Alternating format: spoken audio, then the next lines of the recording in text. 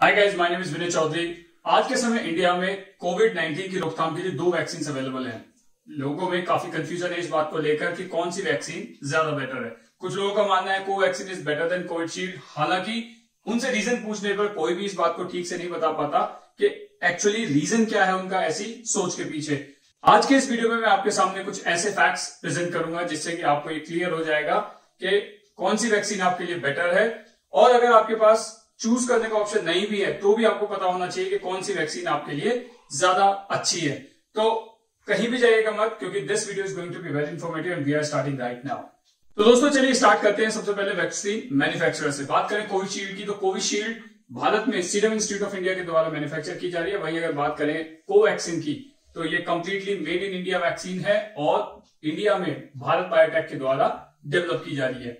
एक फैक्ट मैं आपको यहाँ पर और बताता हूं दोस्तों कि सीरम इंस्टीट्यूट ऑफ इंडिया दुनिया की सबसे बड़ी largest manufacturer of vaccine company है। और दोस्तों बात करें इनकी रिसर्च की तो कोविशील्ड को एस्ट्राजेनिका और ऑक्सफोर्ड यूनिवर्सिटी ने मिलकर रिसर्च किया है, मिलकर डेवलप किया है। वहीं दूसरी तरफ जैसे कि मैंने आपको बताया कोवैक्सीन एक कंप्लीटली इंडियन मेड वैक्सीन है जिसको नेशनल इंस्टीट्यूट ऑफ वायरोलॉजी और Indian council of medical research, जिसको हम आईसीएमआर के नाम से भी जानते हैं, इन दोनों कंपनी ने मिलकर एक साथ डेवलप किया है। तो दोस्तों चलिए अब आपको मैं बताता हूं कि इन दोनों वैक्सीन को तैयार करने के लिए क्या टेक्निक का इस्तेमाल किया गया है।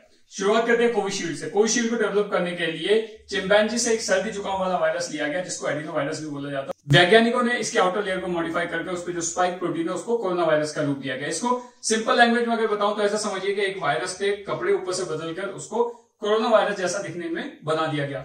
अब यह वायरस वैक्सीन के द्वारा आपकी बॉडी में इंजेक्ट किया जाता है। जैसे ही आपकी बॉडी में जाता है आपकी बॉडी इसके ऊपर के स्पाइक प्रोटीन को पहचान कर अपनी एक एंटीबॉडी बनाती है। इसको अगर सिंपल लैंग्वेज में बताऊं तो ऐसा समझिए कि वायरस के कपड़ों को देखकर आपकी बॉडी गार्ड्स तैयार कर रही है जो कि उसी तरह के कपड़े पहने हुए अगर कोई फ्यूचर में कोई वायरस दिखे तो वो गार्ड उसको मार दे और आपकी बॉडी को सुरक्षित रखे। ये हुई बात कोविशील्ड की। अब बताता हूं आपको कोवैक्सीन बनाने के लिए क्या टेक्निक का इस्तेमाल किया गया। तो देखिए कोवैक्सीन को बनाने के लिए एक वीकर फॉर्म का या एक डेड कोरोना वायरस का इस्तेमाल किया गया है। जैसा कि कोविशील्ड में मैंने आपको बताया कि एक सर्दी जुकाम वाला वायरस या एडिनो वायरस को चेंज कर या उसको मॉडिफाई करके कोरोना वायरस का रूप दिया गया था। यहां पर एक्चुअल कोरोना वायरस को जो कि काफी वीक फॉर्म में है और या आप कह सकते हो डेड फॉर्म में है, उसको वैक्सीन में डालकर आपकी बॉडी में इंजेक्ट किया जाता है। लेकिन यहां घबराने की बात नहीं है क्योंकि ये वायरस पूरी तरह से इनएक्टिव है, डेड है, या आप कह सकते हैं इतना वीक है कि खुद को मल्टीप्लाई नहीं कर सकता। तो इसके कारण आपकी बॉडी में जाने के बाद भी ये अपने आप को मल्टीप्लाई नहीं करेगा और आप कोविड-19 से इन्फेक्ट नहीं होगे।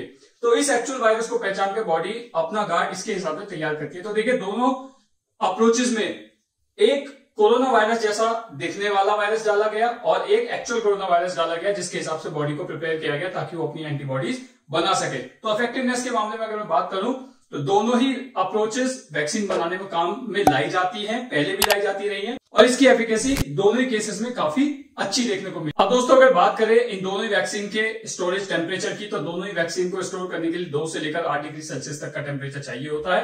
बात करें नंबर ऑफ डोजेस की तो चाहे कोवैक्सीन लगवाएं या कोविशील्ड लगवाएं, आपको दोनों ही केस में 2 डोजेस लगवानी पड़ेगी। ड्यूरेशन थोड़ा सा डिफर कर रहा है, कहीं पर आपको 4 से लेकर 8 हफ्ते का ड्यूरेशन दिया गया, कहीं पर आपको 6 से लेकर 10 हफ्ते का ड्यूरेशन दिया गया। तो मान के चलिए मोटा मोटा आपको 4 से लेकर 10 हफ्ते के बीच में अपने वैक्सीन का सेकंड शॉट लेना पड़ेगा ताकि वैक्सीन आपके ऊपर पूरी तरह से इफेक्टिव हो सके। तो दोस्तों चलते हैं अपनी वीडियो के सबसे इंपॉर्टेंट क्वेश्चन के ऊपर कि दोनों में से अगर चॉइस है तो कौन सी वैक्सीन लगवाएं, कौन सी वैक्सीन का एफिकेसी रेट सबसे ज्यादा है। तो देखिए एफिकेसी रेट जानने से पहले मैं आपकी एक डेफिनेशन को क्लियर करना चाहता हूं कि एक्चुअल में एफिकेसी रेट का मतलब क्या होता है। कुछ लोगों का मानना है कि एफिकेसी रेट का मतलब ये होता है कि अगर 100 लोगों को वैक्सीन दी गई तो उसके बाद कितने लोगों में कोरोना वायरस हुआ। देखिए ये डेफिनेशन अपने आप में गलत है। वैक्सीन लगने के बाद भी कोरोना वायरस या कोई भी बीमारी हो सकती है, इसको एफिकेसी रेट नहीं माना जाता। ऐसे केसेस को ब्रेक थ्रू केसेस बोला जाता है। देखिए क्या होता है, जब थर्ड फेज का क्लिनिकल ट्रायल होता है तो उसमें 2 ग्रुप बना दिए जाते हैं। एक ग्रुप के लोगों को वैक्सीन दी जाती है, वहीं दूसरे ग्रुप के लोगों को वैक्सीन नहीं दी जाती है। उसके बाद रिजल्ट को कंपेयर किया जाता है कि जिन लोगों को वैक्सीन दी गई है उनके अंदर कोरोना वायरस या जिस भी बीमारी के लिए वैक्सीन बन रही है उसका कितना % इन्फेक्शन उनके अंदर हुआ एज कंपेयर टू पीपल जिनको वैक्सीन नहीं दी गई।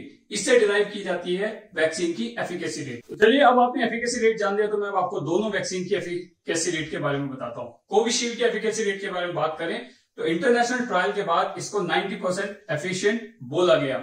वही कोवैक्सीन की बात करें तो क्लिनिकल ट्रायल में, इंटरनेशनल ट्रायल में नहीं, क्लिनिकल ट्रायल में कोवैक्सीन को 78% एफिशिएंट या इफेक्टिव माना गया है। तो दोस्तों ये सब जानने और रिसर्च के बाद मेरी पर्सनल रिकमेंडेशन आपको ये है कि अगर आपकी एज 60 साल से ज्यादा है तो जो भी वैक्सीन आपको सबसे जल्दी मिले आपको उस वैक्सीन को लगवा लेना चाहिए। हालांकि अगर आपके पास ऑप्शन है तो कोविशील्ड को थोड़ा ज्यादा प्रेफरेंस दीजिए।